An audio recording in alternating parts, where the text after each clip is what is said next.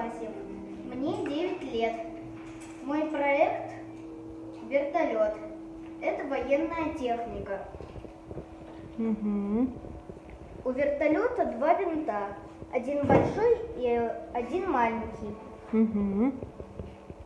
Вертолет не летает так быстро, как самолет, но зато он может сесть на маленькую поверхность. Угу. Двигается он как-то?